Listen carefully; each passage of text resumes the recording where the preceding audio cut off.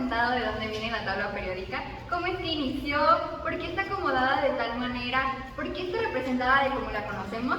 Bueno, en este video les vamos a explicar junto con mis compañeros Corona Reyes y Adriana Montserrat. Yo les voy a hablar sobre las tríadas y la ley de las octavas.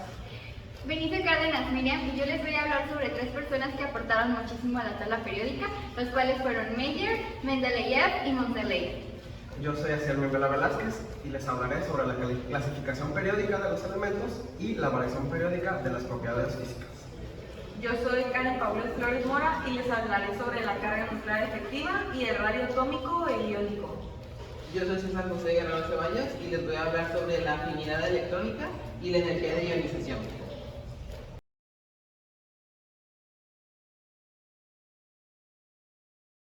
El orden en el que están agrupados los elementos químicos no es arbitrario. Desde el siglo antepasado se intentó hacerlo de varias formas, siendo las más significativas las tríadas de Dobereiner, las octavas de Newlands, la tabla periódica de Mendeleev, entre otras. Uno de los primeros indicios de orden entre los elementos los descubrió el químico alemán Dobereiner. En el año de 1829 señaló que algunos grupos de tres elementos, a los que llamó tríadas, mostraban propiedades muy semejantes y que además el peso atómico de uno de los elementos era prácticamente el promedio de los otros dos. Por ejemplo, formaban tríadas de este tipo los elementos: litio, sodio y potasio, el flúor con el cloro y el bromo, y también entre el calcio, el estroncio y el bario. Sin embargo, la mayoría de los elementos conocidos no podían agruparse de esta forma. Por ello, la comunidad científica de ese entonces no prestó mucha atención a este intento de clasificación, pensando que no se trataba más que de una coincidencia. Posteriormente, en 1864, el químico inglés Newlands ordenó los elementos conocidos de acuerdo con sus pesos atómicos crecientes y observó que en muchos casos las propiedades de un elemento eran muy parecidas a las que ya se encontraban 7 lugares más adelante en la lista, por lo que llamó a esto la ley de las octavas, ya que parecía como si existiesen en los elementos un orden parecido al de las octavas musicales. Esta ley de las octavas puede verse, por ejemplo, en el segundo y tercer periodo de la tabla periódica actual, teniendo en cuenta que en la época de Newlands no se conocían aún los gases nobles. Sin embargo, ya que la ley de las octavas fallaba para muchos elementos, el trabajo de Newlands no tuvo mayor éxito que el de Dobereiner. Finalmente, debes saber que la actual clasificación de los elementos se debe fundamentalmente al químico ruso Dmitri Mendeleev, quien al año de 1869 presentó una ordenación de los elementos conocidos en su época que prácticamente coincide con la actual. Pero no me meto más en el tema, eso se les explicará a continuación mi compañera Miriam. El químico alemán Julius Lothar Meyer fue uno de los primeros científicos en intentar organizar los elementos químicos de acuerdo con sus propiedades y pesos atómicos. En el año de 1870, Meyer elaboró una gráfica de los volúmenes atómicos de los elementos en función de su masa atómica, descubriendo así un patrón ondulatorio que se repetía periódicamente. Este hallazgo le permitió observar que las propiedades físicas y químicas de los elementos se repetían en intervalos regulares, cuando estos se ordenaban por su peso atómico, demostrando así la existencia de una relación periódica entre ellos. Aunque Meyer no llegó a elaborar una tabla periódica completa, como lo que posteriormente desarrollaría Mendeleev, sus estudios fueron esenciales para reconocer que los elementos no se distribuían de manera arbitraria, sino que más bien obedecían una ley natural de repetición de propiedades. En sus gráficos, elementos con características similares quedaban ubicados en los mismos puntos de la curva, lo que evidenció la existencia de familias químicas con comportamientos muy semejantes. Este descubrimiento fue un paso decisivo hacia la construcción de la ley periódica, pues nos permitió entender que la materia poseía un orden interno y que las propiedades de los elementos estaban determinadas por su estructura. Gracias a su trabajo, Meyer es recordado como uno de los pioneros del ordenamiento periódico. Su contribución, aunque a veces eclipsada por la de Mendeleev, fue reconocida posteriormente por su gran valor científico, ya que sus datos experimentales confirmaron la regularidad de los elementos y ayudaron a establecer las bases empíricas de la tabla periódica moderna. Una de las mayores aportaciones de Mendeleev fue su visión anticipada. Al observar huecos en su tabla, afirmó que estos correspondían a elementos aún no descubiertos. Incluso tuvo la audacia de predecir la existencia y propiedades de 3 de ellos, a los cuales él llamó Eka-boro, Eka-aluminio y Eka-silicio. Años más tarde, los descubrimientos del galio, el escandio y el germanio, confirmando así sus predicciones casi con exactitud, validando la precisión y solidez de su sistema. Mendeleev corrigió los pesos atómicos erróneos de algunos elementos, como el del berilio, y reorganizó la tabla de forma que reflejara las verdaderas relaciones químicas. Su trabajo permitió comprender que las propiedades de los elementos no eran casuales, sino que éstas seguían una ley periódica. Las propiedades de los elementos son una función periódica de sus masas atómicas.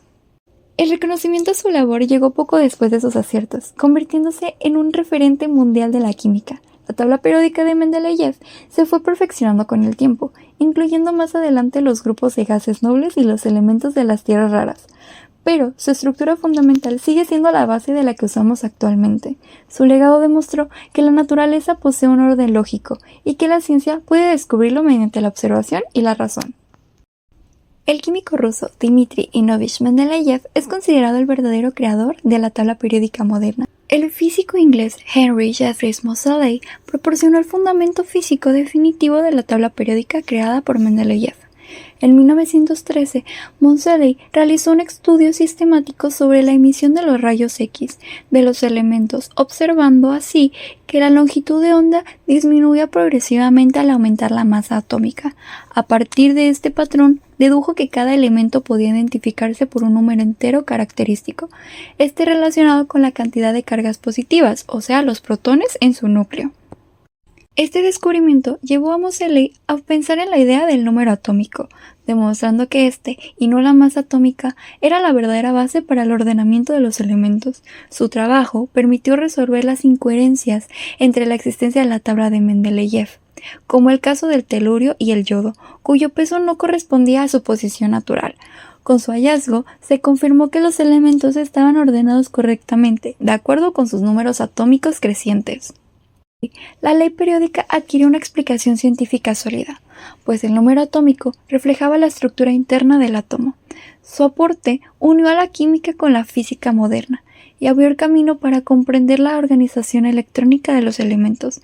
Trágicamente, Moseley murió joven, a los 27 años, durante la Primera Guerra Mundial, pero su legado perdura, ya que su descubrimiento permitió establecer la forma definitiva de la tabla periódica moderna y dar sentido al orden natural de los elementos.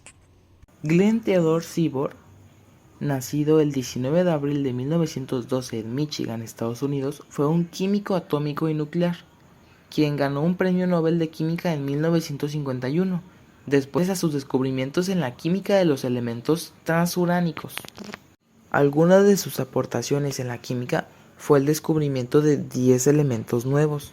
Algunos de ellos son el plutonio, el curio, el fermio y entre muchos otros. Incluso uno de los que descubrió lleva su nombre, el cual es el Seaborgio. Durante los años 40 y después del descubrimiento de estos nuevos elementos, Seaborg propuso una nueva forma de organizar la tabla periódica, puesto que la actual no era compatible con los metales recién descubiertos, por lo que se optó por crear el nuevo bloque F, que es justo donde se encuentran estos elementos, quienes comparten características similares. Los elementos transuránicos son aquellos elementos con un número atómico mayor al del uranio, el cual es 92. Estos elementos se caracterizan por no encontrarse en la naturaleza, por lo que deben producirse artificialmente. Los elementos en la tabla periódica están organizados en periodos, filas horizontales y grupos, columnas verticales.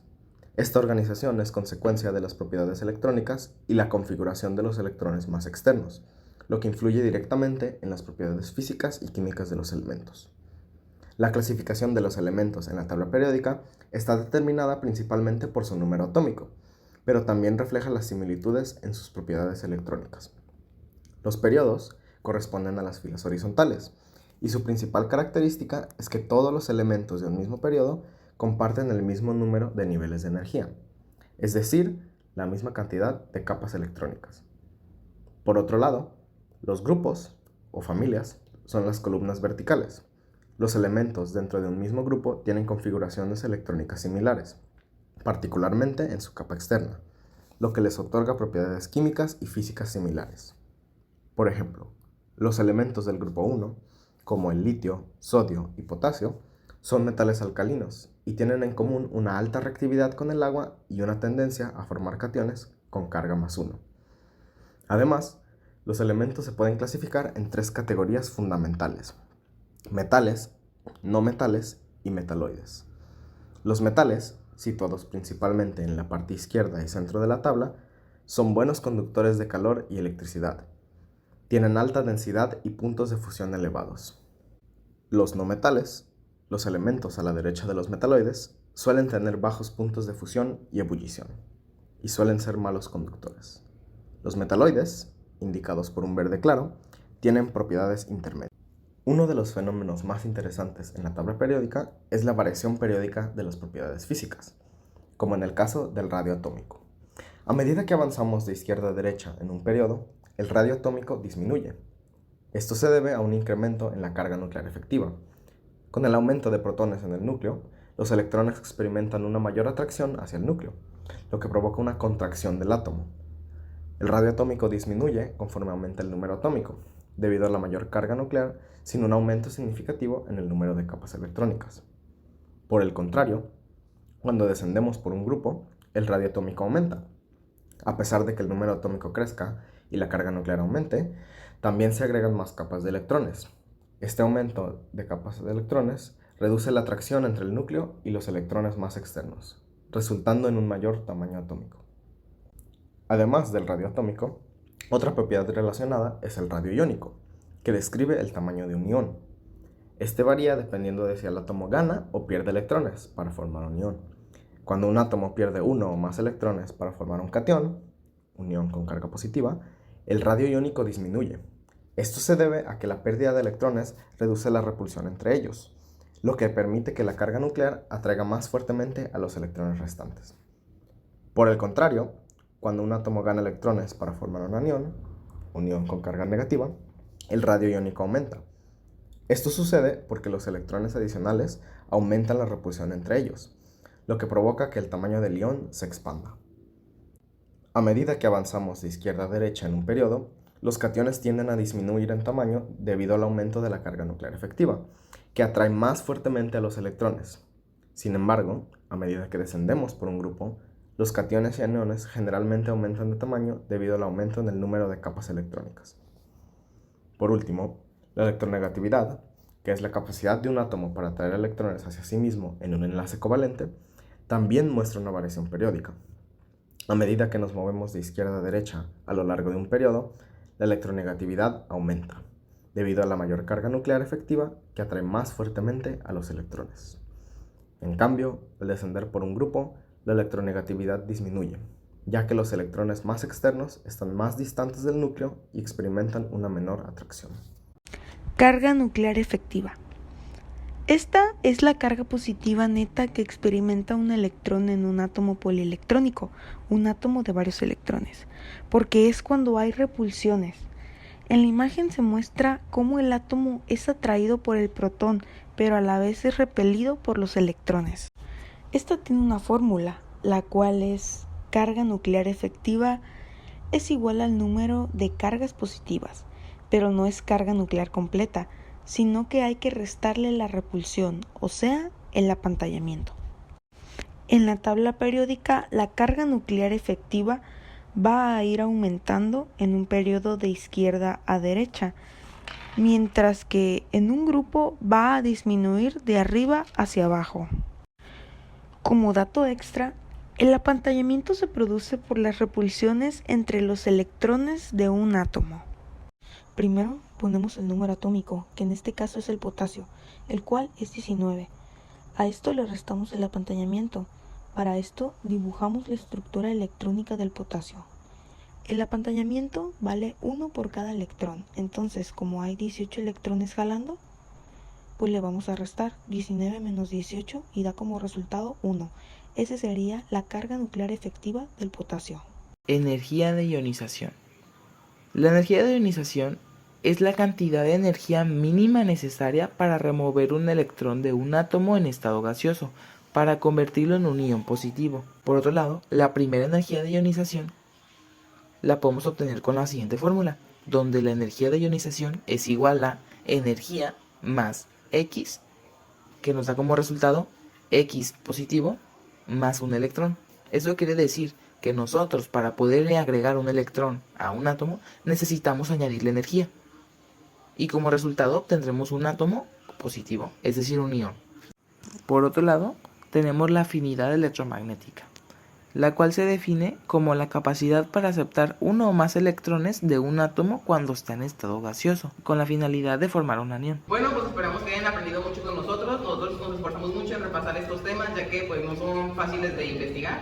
Más que nada nos centramos en las propiedades de la tabla periódica y sin más solo nos queda decirles que les den muchos like y compartan con sus amigos para que esta información llegue a todas las personas.